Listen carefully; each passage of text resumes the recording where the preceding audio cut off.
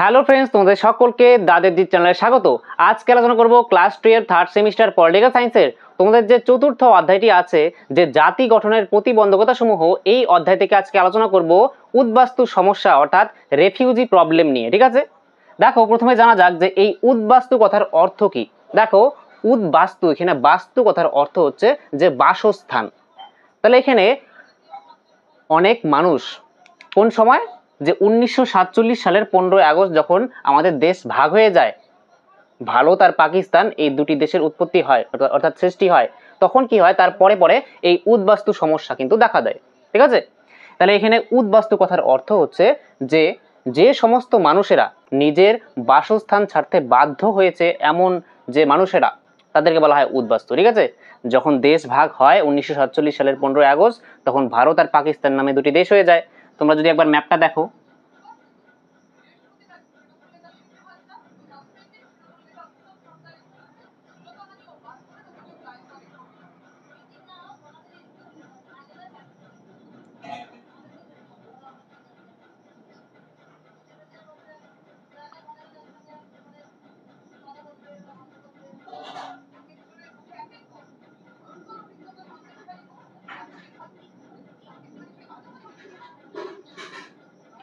অতটা ভালো হয়নি, তোমরা শুধু বোঝার জন্য দেখো যে যখন ভারত ভাগ হয়, এটা কিন্তু ভারত, আর পাকিস্তান নামে দেশটি এখানে আছে। ঠিক আছে, এই জায়গাটা পাকিস্তান আছে। তাহলে এই যে ভারত আর পাকিস্তান, পাকিস্তান কিন্তু 1947 সালের 15 আগস্টে কিন্তু এখানে এই জায়গাটা যে আছে না, বর্তমানে বাংলাদেশ, ঠিক আছে, এই জায়গাটা এখানেও কিন্তু এটাকে বলা হতো পূর্ব পাকিস্তান। তাহলে এটাকে বলা হতো পশ্চিম পাকিস্তান,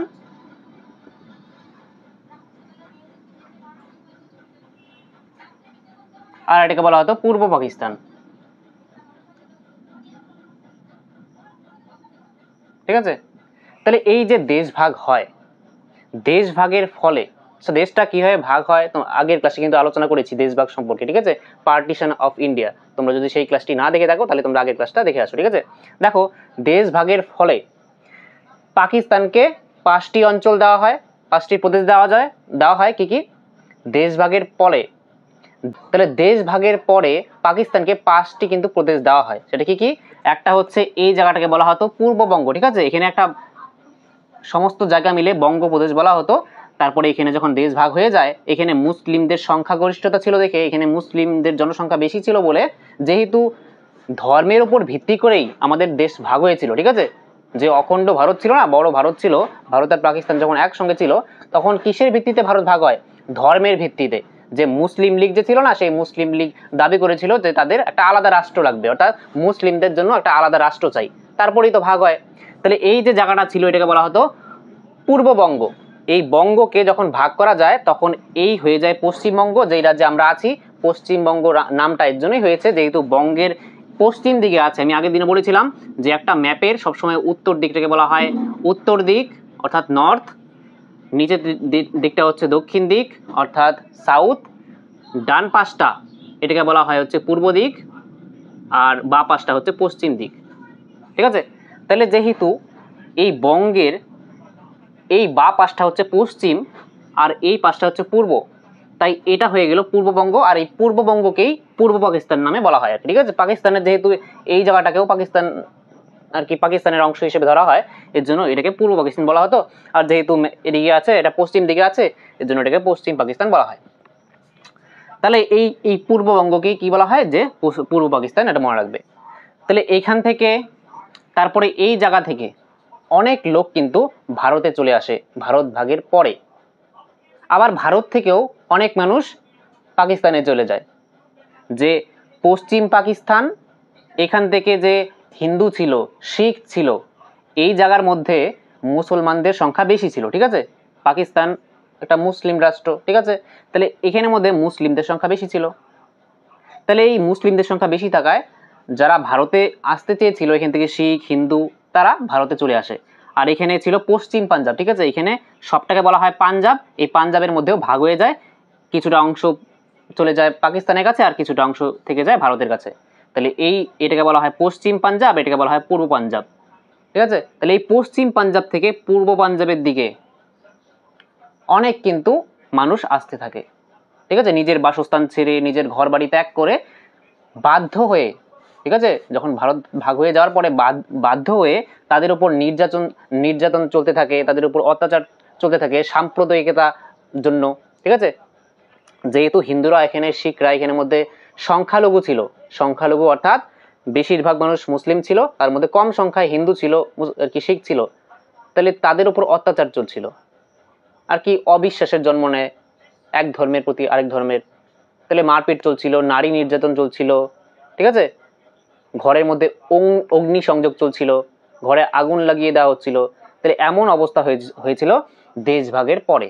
এর জন্য এইখান থেকে হিন্দুরা, শিখরা ভারতে চলে আসে। যেহেতু এই দুটা জায়গার মধ্যে হিন্দিভাষীর লোকেরা ছিল, এই জায়গার লোকেরাও হিন্দি ভাষায় কথা বলে, এখানের লোকেরাও হিন্দি ভাষায় কথা বলে, এর জন্য এই লোকেরা, পশ্চিম পাঞ্জাবের যে লোকেরা পাকিস্তান ছেড়ে ভারতে আসতে থাকে। আর ভারতের এখানে উত্তরপ্রদেশ, তারপরে রাজস্থান, ঠিক আছে, এই জায়গার মধ্যে আশ্রয় নেয়, তারপরে পাঞ্জাব এখানের মধ্যে আশ্রয় নেয়। আর এখান থেকে লোকেরা এখানে চলে যায়, এখান থেকে যে মুসলিমরা ছিল এখানের মুসলিমরা এদিকে চলে যায়।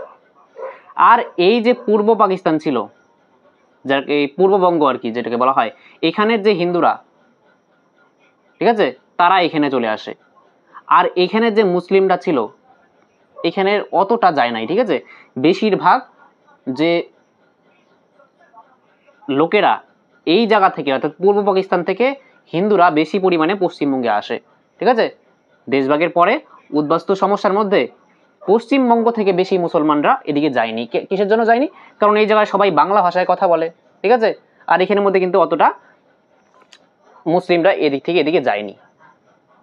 আর এখানের লোকেরা বাংলা ভাষায় কথা বলে, এরা তো আর পাঞ্জাব, দিল্লি অন্যখানে যেতে পারবে না, তার জন্য এখানের লোকেরা এখানেই থাকা শুরু করে।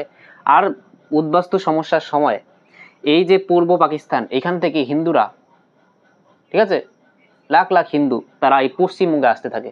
পশ্চিমবঙ্গ, তারপরে ত্রিপুরা, ঠিক আছে, ত্রিপুরা, তারপরে যে আসাম ছিল, এই রাজ্যগুলির উপর চাপ বাড়তে থাকে, এত সংখ্যায় আসতে থাকে। অর্থাৎ তাদের এখানে যে সংখ্যালঘু হিন্দু ছিল, ঠিক আছে, আর এখানের মধ্যে সংখ্যালঘু হিন্দু শিখরা ছিল, আবার ভারতেও যে মুসলিমরা সংখ্যালঘু ছিল, তাদের মধ্যে মানে মারামারি কাটাকাটি এমন চলছিল।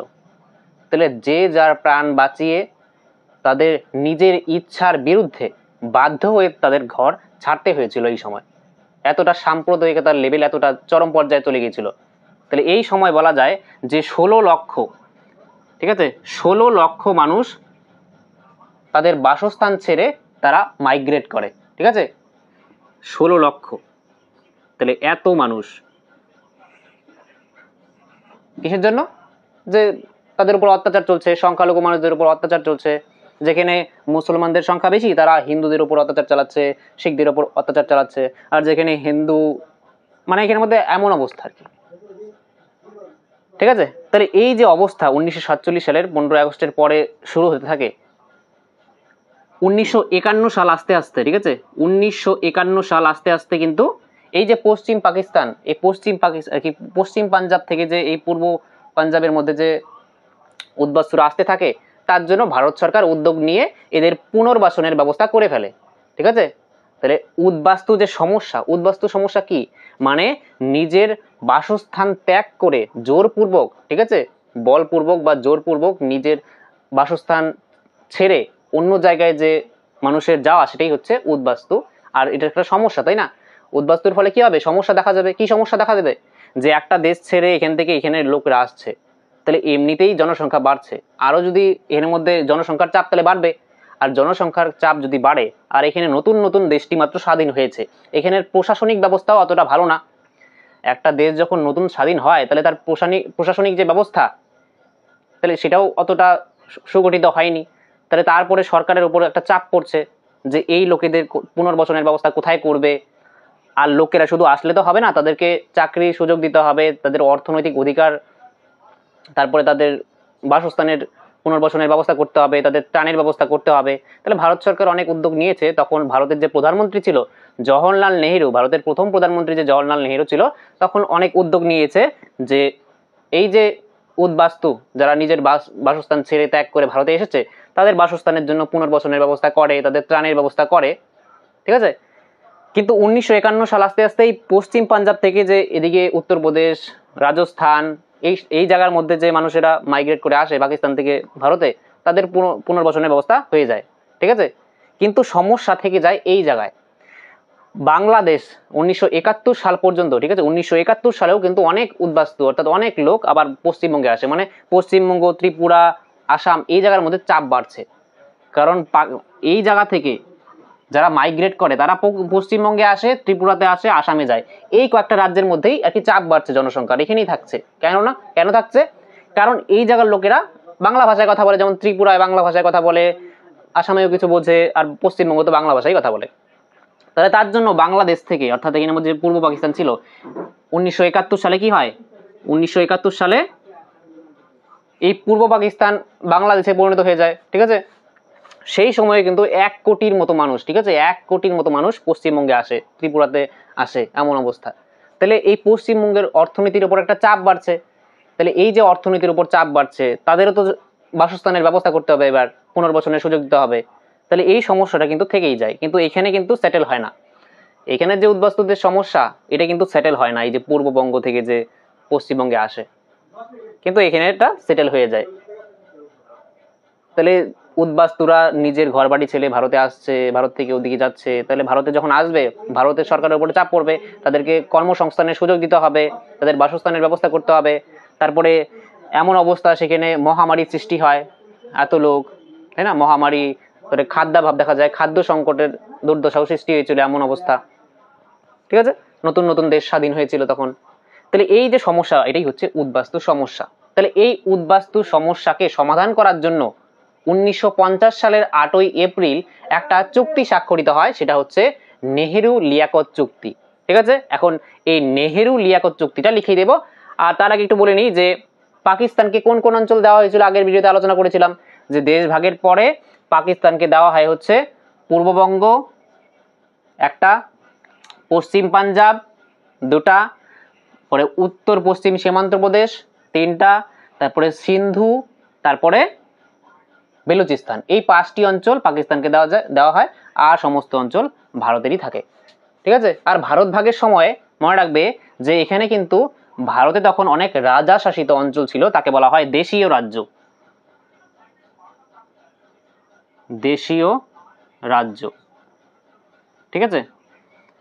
1947 সালে 15ই আগস্ট যখন দেশ ভাগ হয়, তখন কিন্তু এই দেশীয় রাজ্য ভাগ হয় না, ঠিক আছে। এখানে অনেক রাজা শাসিত অঞ্চল ছিল, যাকে বলা হয় দেশীয় রাজ্য। এখানে যেমন হায়দ্রাবাদ ছিল, জুনাগড় ছিল, কাশ্মীরের রাজা ছিল। তাহলে এই সমস্ত অঞ্চল যেখানে রাজা ছিল, আর অঞ্চল আছে এমন রাজা শাসিত অঞ্চল, সেই জায়গার কিন্তু ভাগ হয় না। ভাগ হয় হচ্ছে ব্রিটিশ ভারতের, ব্রিটিশ ভারত। তাহলে এই ব্রিটিশ ভারত যে ছিল, যেই সমস্ত জায়গায় ব্রিটিশদের আর কি অধিকার আর কি শাসন করতো, সেই সমস্ত অঞ্চলের ভাগ হয়, আর সেটাই কিন্তু পাকিস্তান আর ভারতে ভাগ হয়।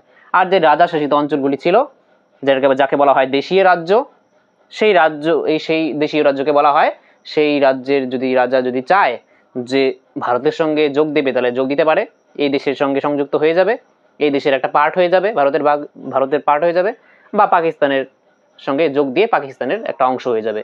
এটা দেশীয় রাজ্যগুলির উপর বলা হয়েছিল, তোমাদের যা ইচ্ছা তাই করবে, হয় ভারতের সঙ্গে যুক্ত হলে ভারতের সঙ্গে যুক্ত হও, পাকিস্তানের সঙ্গে যুক্ত হতে চাইলে পাকিস্তানের সঙ্গে যুক্ত হও, বা যদি তোমরা স্বাধীনভাবে থাকতে চাও, কোনো দেশের সঙ্গে যুক্ত না হতে চাও, তাহলে সেইভাবেই থাকো।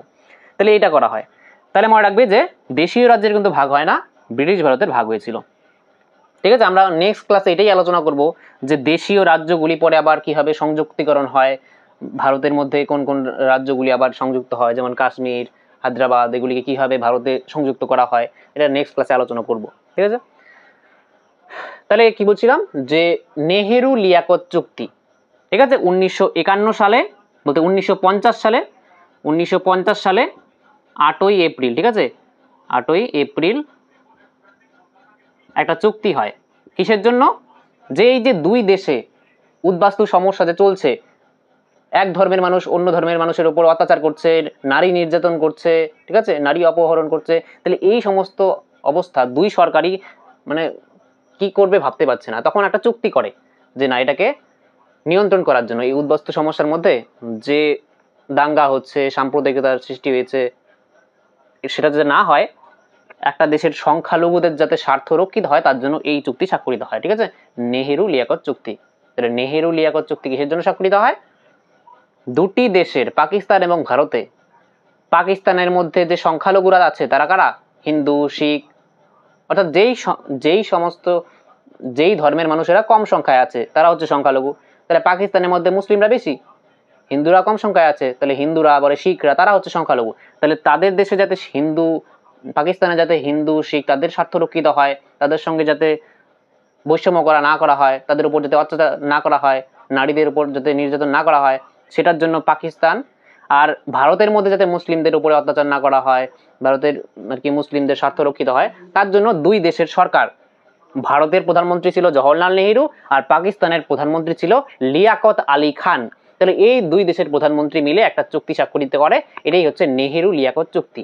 এই নেহেরু লিয়াকত চুক্তিকে দিল্লি চুক্তিও বলা হয়। ঠিক আছে, তাহলে এই চুক্তিতে কি বলা হয়েছে এখন সেটা আলোচনা করবো। ঠিক আছে, প্রথমে লিখিয়ে দিচ্ছি পয়েন্টগুলি যে এই চুক্তিতে কি কি আলোচনা হয়েছে, তারপর এক এক করে আলোচনা করছি। তাহলে দেখো যে এই নেহেরু লিয়াকত চুক্তি বা দিল্লি চুক্তিটা কি, এর মধ্যে কি বলা হয়েছে।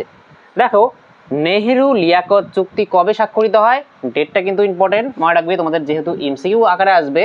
এই যে 4টি পয়েন্ট লিখিয়ে দিচ্ছি, এখান থেকে আসার সম্ভাবনা খুবই কম, আমি তাও বলে দিচ্ছি, আইডিয়া বেসিক ধারণা তো থাকবে। তাহলে এটা হচ্ছে এই চুক্তি স্বাক্ষরিত হয় 1950 সালে। ঠিক আছে, 50 সালের 8ই এপ্রিল। ঠিক আছে, এই ডেটটা ইম্পর্টেন্ট, এটা মনে রাখবে। কত সালে এবং কত তারিখে এই চুক্তি স্বাক্ষরিত হয় এবং কার কার মধ্যে স্বাক্ষরিত হয়? ভারতের প্রথম প্রধানমন্ত্রী জওহরলাল নেহেরুর কথা বলা হচ্ছে, আর লিয়াকত অর্থাৎ এখানে পাকিস্তানের যে প্রথম প্রধানমন্ত্রী ছিল তখন 1950 সালে, তার নাম ছিল লিয়াকত আলী খান। তাহলে এই দুই দেশের প্রধানমন্ত্রীর মধ্যে যেহেতু এই চুক্তি স্বাক্ষরিত হয়, তার জন্য এটা নেহেরু লিয়াকত চুক্তি নামে পরিচিত, মনে রাখবে। আর এই চুক্তিটি কেন স্বাক্ষরিত হয়, একটা লাইনে শুধু মনে রাখবে যে দুই দেশের বা দুটি দেশের সংখ্যালঘুদের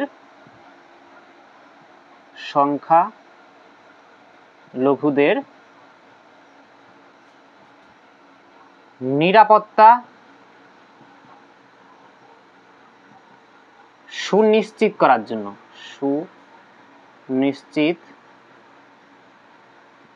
করার জন্য, তাহলে এক কথায় এটা মনে রাখবে যে নেহেরু লিয়াকত চুক্তি কেন স্বাক্ষরিত হয়, কারণটা কি ছিল বা উদ্দেশ্যটা কি চুক্তির, যে দুটি দেশের অর্থাৎ পাকিস্তান এবং ভারত, দুটি দেশের মধ্যেই যে সংখ্যালঘু আছে, সংখ্যালঘু কারা?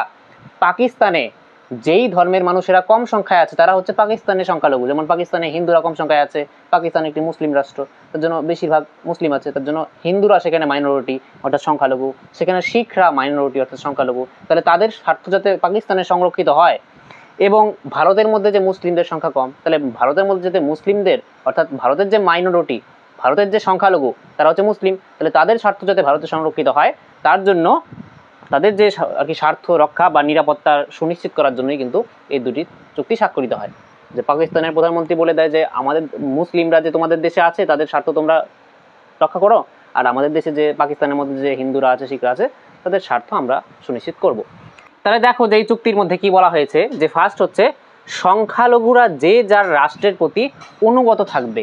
সংখ্যালঘুরা যা আছে, ভারতের মধ্যে মুসলিমরা সংখ্যালঘু, পাকিস্তানের মধ্যে হিন্দুরা শিখরা সংখ্যালঘু, তাহলে যেই দেশের সংখ্যালঘুরা সেই দেশের প্রতি বা সেই রাষ্ট্রের প্রতি অনুগত থাকবে, অর্থাৎ সেই রাষ্ট্রের কথা মেনে চলবে। ঠিক আছে, তার কাছেই প্রতিকার চাইবে। ঠিক আছে, সেই রাষ্ট্রের কাছেই প্রতিকার চাইবে, এমন না যে ভারতের মুসলিমরা পাকিস্তানে গিয়ে প্রতিকার চাইবে। ঠিক আছে, ভারত সরকারের কাছেই প্রতিকার চাইবে। দ্বিতীয় বলা হচ্ছে যে এই চুক্তির মধ্যে যে পূর্ববঙ্গ কোনটা? পশ্চিমবঙ্গের পাশে, যেটা বর্তমানে বাংলাদেশ হয়ে গেছে না, 1971 সালে বাংলাদেশ হয়ে যায়, তাহলে সেই বাংলাদেশই কিন্তু আগে পূর্ববঙ্গ নাম ছিল, যেটাকে পূর্ব পাকিস্তানও বলা হয়। তাহলে এই পূর্ববঙ্গ, তারপরে পশ্চিমবঙ্গ, অসম থেকে কেউ অন্য দেশে শরণার্থী হতে চাইলে তাকে সাহায্য করা। তাহলে যদি 1950 সালে 8 এপ্রিল এই চুক্তিতে বলা হয়েছে যে এই পূর্ববঙ্গ থেকে অর্থাৎ কি পূর্ব পাকিস্তান থেকে, অর্থাৎ এখানে পাকিস্তানকেই বলা যায়, পাকিস্তান থেকে আর পশ্চিমবঙ্গ অসম থেকে, পশ্চিমবঙ্গ আর অসম তো ভারতের ছিল, তাহলে পশ্চিমবঙ্গ আর অসম থেকে যদি কেউ অন্য দেশে যেতে চায় অর্থাৎ পাকিস্তানে যেতে চায় তাহলে তাকে সাহায্য করবে, আর পূর্ববঙ্গ অর্থাৎ পাকিস্তান থেকে যদি ভারতে কেউ আসতে চায় তাহলে তাকে অর্থাৎ সেই দেশের শরণার্থী হতে চাইলে তাকে সাহায্য করা। ঠিক আছে, 3 নম্বর পয়েন্টে বলা হয়েছে যে ভারত ও পাকিস্তান বর্তমান সংকটের কারণ ও পরিমাণ নিরূপণের জন্য অনুসন্ধান কমিটি বসাবে এবং সংখ্যালঘু কমিশন গঠন করবে। তাহলে এই যে ভারত ও পাকিস্তানের মধ্যে যে সংকট চলছে, উদ্বাস্তু সমস্যার যে সংকটটা, নিজের বাসস্থান ত্যাগ করে অন্য দেশে চলে যাচ্ছে, কারণ কি? যে দাঙ্গা চলছে সাম্প্রদায়িকতার জন্য, হিন্দু মুসলমানদের মধ্যে দাঙ্গা চলছে, নারী নির্যাতন চলছে, একে অপরকে কাটাকাটি মারামারি চলছে। তাহলে এই যে সংকট, এর কারণ ও পরিমাণ নিরূপণের জন্য একটা অনুসন্ধান কমিটি বসাবে আর সংখ্যালঘু কমিশন একটা গঠন করার কথা বলা হয়েছে। নেক্সট হচ্ছে পূর্ববঙ্গ ও পশ্চিমবঙ্গের মন্ত্রিসভায়, পূর্ববঙ্গের মন্ত্রিসভা যে থাকবে অর্থাৎ মিনিস্টার যে থাকবে এবং পশ্চিমবঙ্গের যে মিনিস্টারটা থাকবে, মন্ত্রী থাকবে, তাদের মন্ত্রিসভায় সংখ্যালঘু প্রতিনিধি থাকবে। সংখ্যালঘু প্রতিনিধি অর্থাৎ পূর্ববঙ্গে সংখ্যালঘু কারা? পূর্ববঙ্গ অর্থাৎ পাকিস্তানের অংশ এটা, তাহলে পাকিস্তানের সংখ্যালঘু হচ্ছে হিন্দুরা, তাহলে হিন্দুদের প্রতিনিধি একজন থাকবে সেই মন্ত্রিসভার মধ্যে। অর্থাৎ একটা মন্ত্রিসভার মন্ত্রীরাই তো দেশকে সেই জায়গা থেকে পরিচালনা করে, তাই না? মন্ত্রীরাই সেই অঞ্চলকে পরিচালনা করে। তাহলে সেই মন্ত্রিসভার মধ্যেই যদি একজন হিন্দু প্রতিনিধি থাকে, তাহলে সেই হিন্দু প্রতিনিধি সেই অঞ্চলের হিন্দুদের স্বার্থ রক্ষা করবে। আর পশ্চিমবঙ্গের সংখ্যালঘু তাদের একজন প্রতিনিধি দাঁড়াবে, যাতে সেইখানের সংখ্যালঘুদের স্বার্থ রক্ষা হয়। ঠিক আছে না? তাহলে এটা মনে রাখবে। আর এই যে 1951 সাল, ঠিক আছে, 1947 সালের 15 আগস্ট থেকে শুরু করে 1951 সাল পর্যন্ত এই যে 5 বছর, এই সালটাকে বলা হয় পুনর্বাসনের যুগ। মনে রাখবে, এই যে স্বাধীনতার পরে 5 বছর, এটাকে বলা হয় হচ্ছে পুনর্বাসনের যুগ।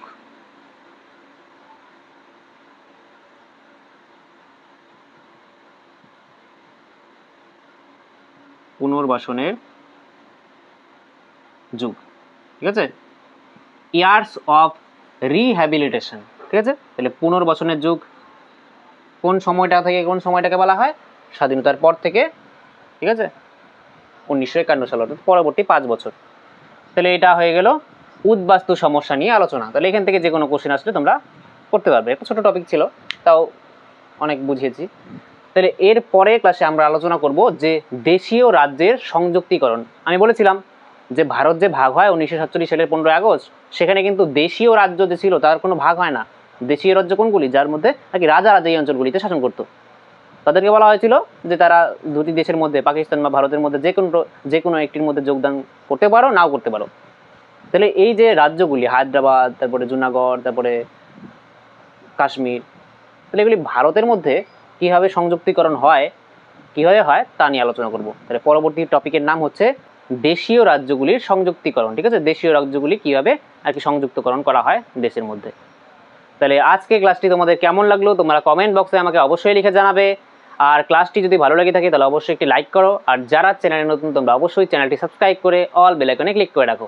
আর তোমাদের বন্ধুদের সঙ্গে এই ক্লাসটি বেশি বেশি পরিমাণে শেয়ার করো, যাতে তারাও এই ক্লাসটি করতে পারে। তাহলে দেখা হচ্ছে নেক্সট ক্লাসে, ততক্ষণের জন্য বাই।